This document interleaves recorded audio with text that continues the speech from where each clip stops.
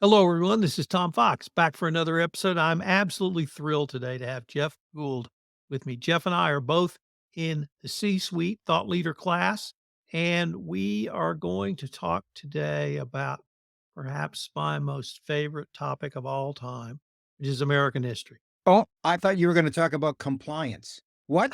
What? There's one that's above that? The one that's above that, far above that.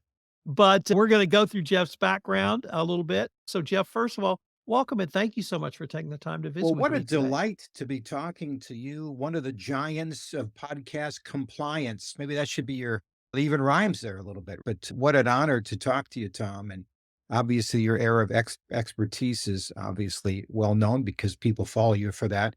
But I'm really happy to talk to you about, a passion of ours, and probably our listeners as well. The story of America is something we often take for granted because it's just part of who we are. We don't really have the complete appreciation about what an amazing, it is the most amazing story of governments in the history of governments.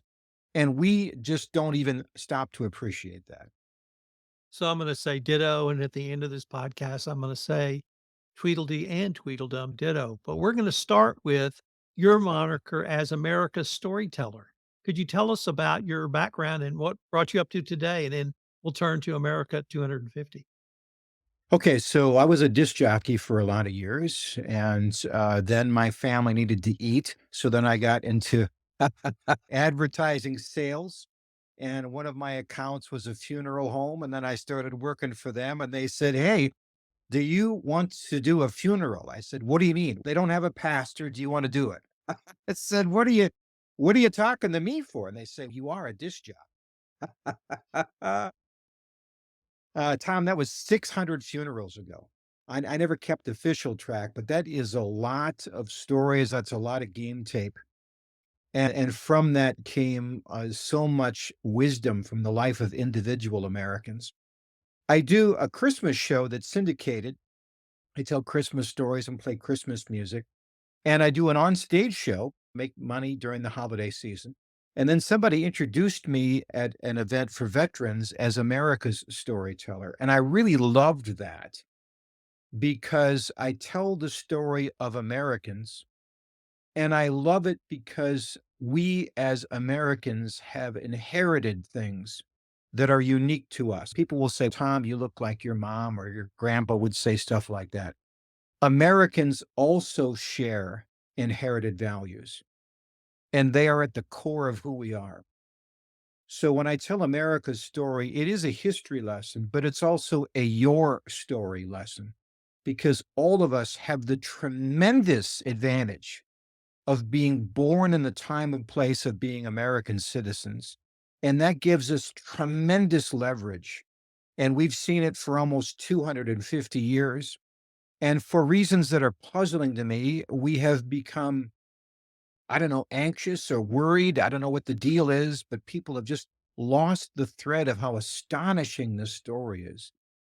And so I started telling it to a group of people. I did it first as a fundraiser for veterans, and people would start, they would weep. It was very, I've told stories for over 30 years, but the emotional impact is astonishing. It's like people, they said, "I had no idea how much I needed to hear this." It was like I was thirsty and didn't know what it was. But when you started reminding me, boy, and that's when you know you got something, Tom. So the story of America, I have to relate a little bit. When I first heard you talk about this at the C-suite thought leader retreat, frankly, I was taken back to the bicentennial. And I absolutely love the week leading up to the bicentennial because it was completely, totally, and utterly focused on American history. And although it's somewhat ironic that Lauren Green was one of the narrators of the best shows because he's Canadian, it it brought up the, manufacturing, the industrial, history of the United States to life to me in a way I'd never seen. And I'm a voracious reader of books on American history. But I note you have a little bit different focus. you will certainly talk about that history, but you're talking about America today, and you're talking about why you and I, my daughter, your children, need to celebrate being Americans. My wife is a naturalized US citizen, and she wants to be a part of that celebration, and she wants to learn about the history of our country. So Well, could you first, tell us about America at 250? okay, so 2 years ago, I'm at a downtown auto show. Cars rolling out. I see a 1974 Nova bicentennial colors. 74, 2 years before the bicentennial. And I thought, wow. And I thought, hold it. We're coming up on 2026. Called the semi-quincentennial. I've heard nobody talk about that word. We are 2 years away from the 250th birthday of the American story. And to your point as a history buff, number one, we're a young country. Number two, we're a very old government. We're like one of the oldest governments that's on the face of the earth right now. It's been a tremendous run, especially considering the tremendous amount of change we've seen in 250 years. And we're 2 years away from it, and I haven't heard anybody talk about it. The phrase semi quincentennial, I'm not seeing it.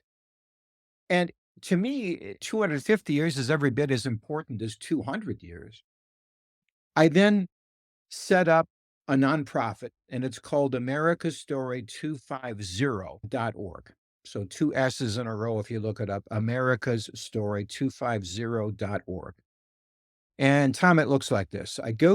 There's a lot of people, and maybe in your audience as well, that are in the manufacturing business, and they have an annual meeting and they bring a guy who talks about maybe compliance, or maybe they would talk about trends they're seeing in their industry, or maybe they'd have somebody who talk about working with different generations. And I say, you know what, for a couple of years, why don't you just hear America's story? Because that's the foundation of all of it. It's an inspirational speech, gets everybody on the same page. The best Americans are the ones who are passionate. And a lot of times those are our first generation Americans. God bless them. And then there, the other group is say, Jeff, we have a fundraiser, but we have a lot of people, but we don't have any money. And I say, great, just apply, give me what you can. I'll come and speak anyway, because it's a great story. And so there's some people who say, Jeff, I see your passion. I don't have a group. I don't have a cause, but I have some money. Maybe you could help me. And then their donations help me keep the ball rolling. Some people are passionate about the school systems. I have I have 4 daughters, 3 of them are in education. My wife is a former teacher. Education is a passion of mine. One of my daughters is a history teacher. She said, "Dad, it seems to work best in 15-minute blocks." So I'd speak to the 4 presidents on Mount Rushmore, and then I'd have, a graphic novel that I'm working on getting illustrated for about the average 8th grader. We would call them comic books, but they've changed that phrase now, with questions to follow. So some people have a passion for that and want to donate to that, and some people say, "Hey, we're getting together, the Amalgamated Chemical Association of the Southwest region. Could you come and speak to our group?" And I say, "Yeah, let me check the calendar. I'll see what I can do." So that's the plan. I just want 333 million Americans to hear the American story, to hear the things they have inherited as Americans, and just feel really energized.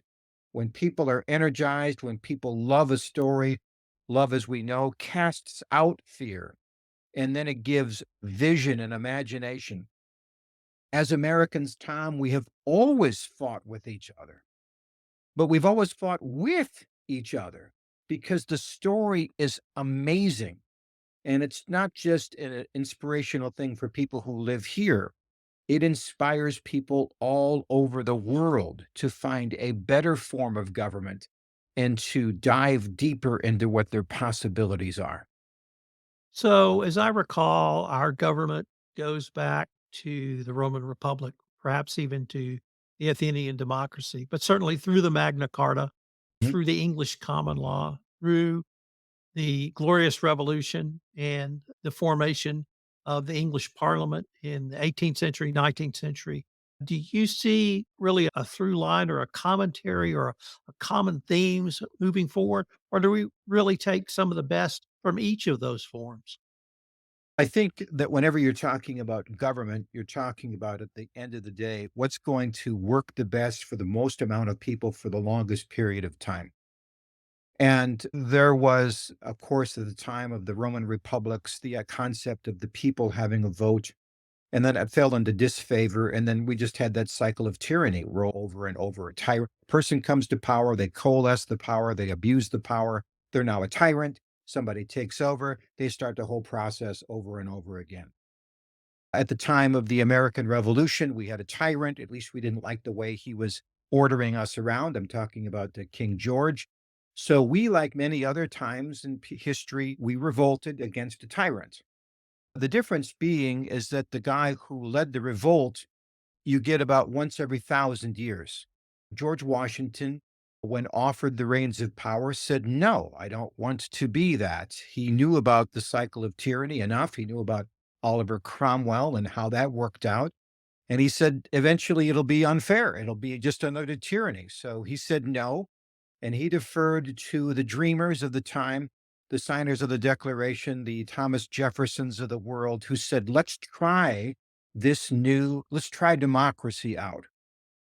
And so you see that very rarely. They tried it. It fell apart after about 6 years. They had Shays' Rebellion, and this government they had was not very strong. And then they decided, we'll do it again. Let's get together and see if we can come up with a better form. And then they met and the bickering started. It was really about the big guys versus the little guys. Your Virginias, your New Yorks are saying everybody gets a vote. That's the best way. And the little states said, if we do that, then we'll never have a say and you'll push us around. And we don't like that. And so they bickered and bickered in Independence Hall on a super hot summer's day. Finally, of all people, Benjamin Franklin, he's 81 years old. He's so frail, he has to be carried in on a litter and he doesn't say anything. He usually writes it down on a piece of paper and has somebody else with a stronger voice say it. But in essence, this is what he says, Tom. He says, "What are we doing? We finally achieved victory and now we're in defeat.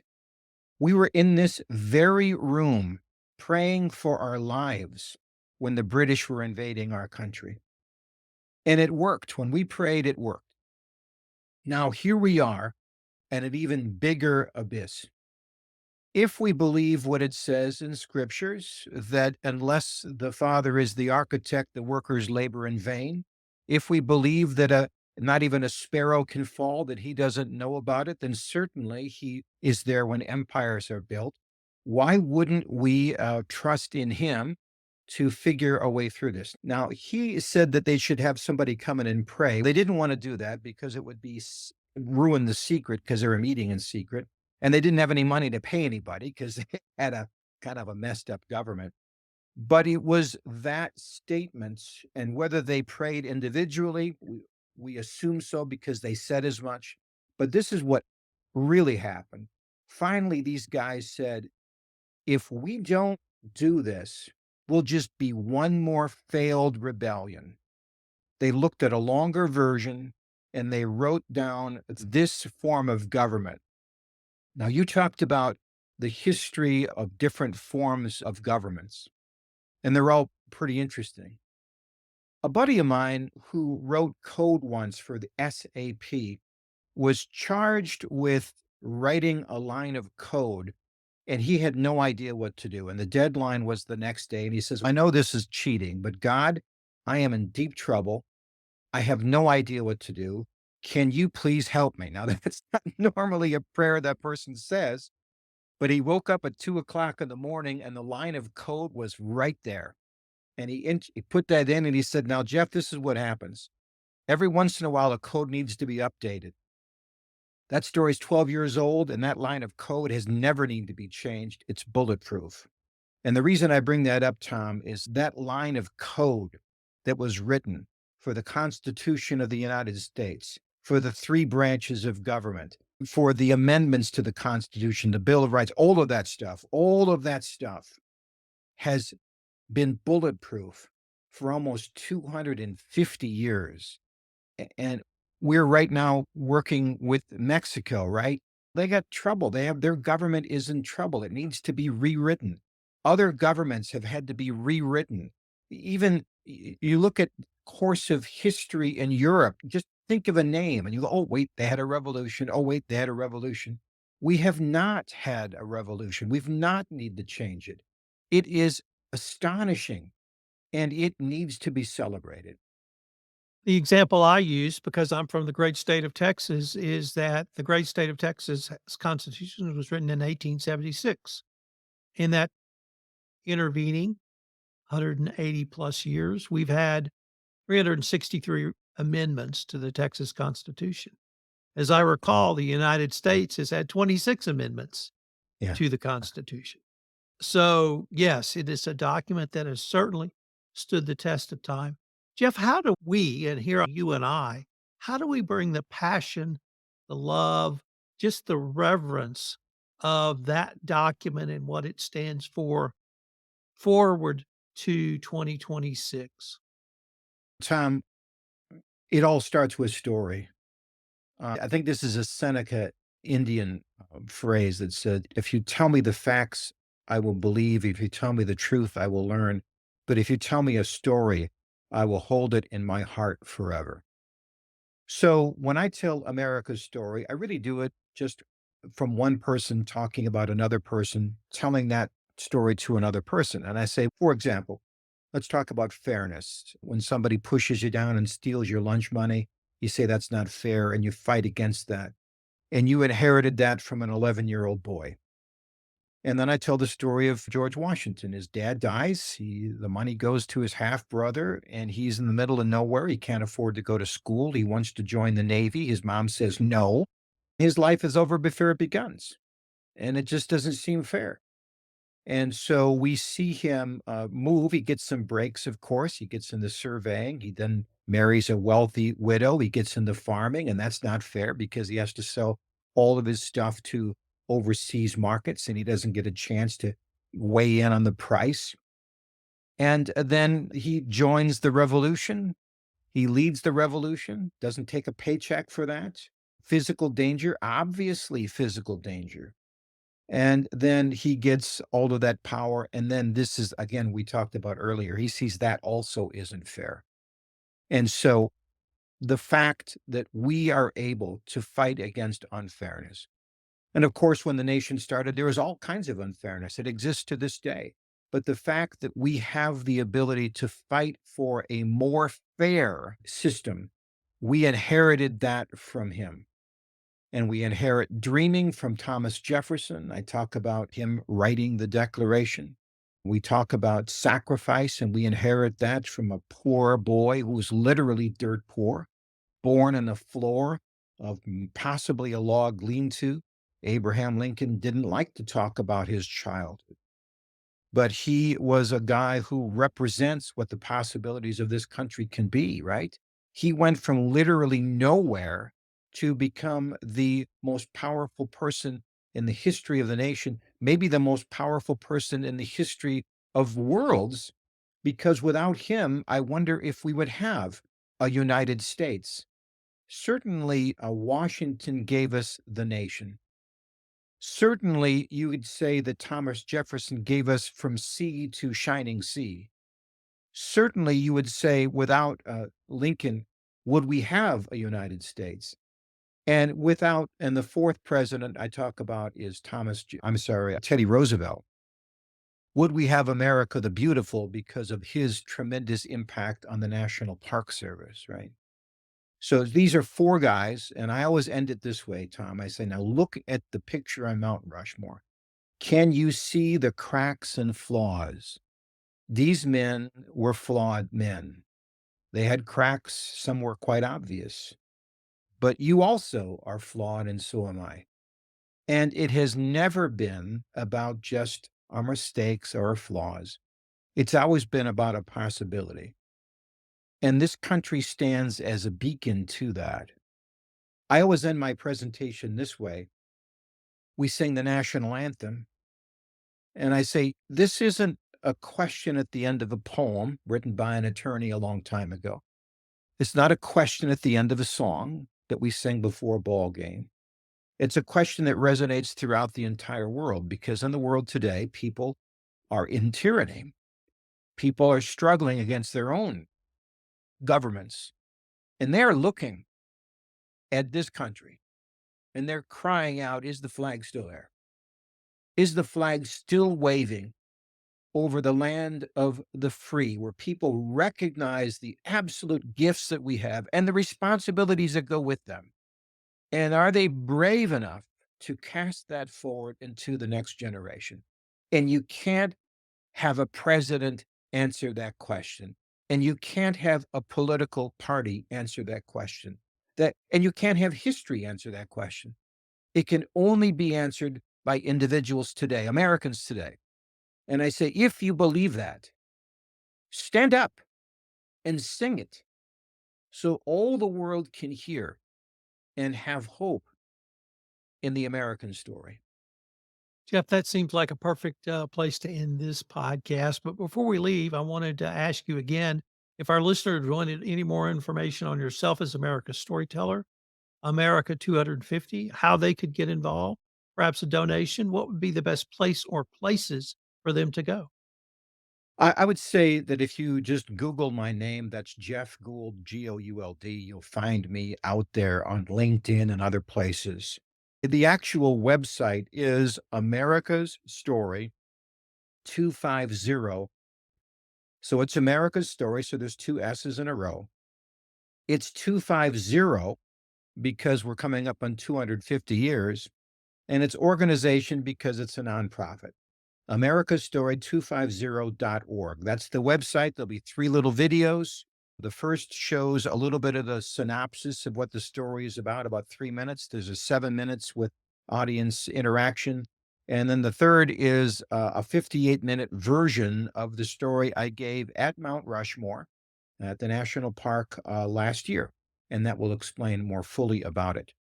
Again, I do want to say this: no story can happen without the help of one person helping another.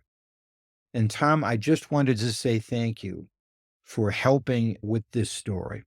It's the interest, it's the passion, it's the encouragement of people like you that have been very helpful in getting this story out. Thank you so much. God bless. Jeff, I hope we can continue this conversation. Take care, Tom.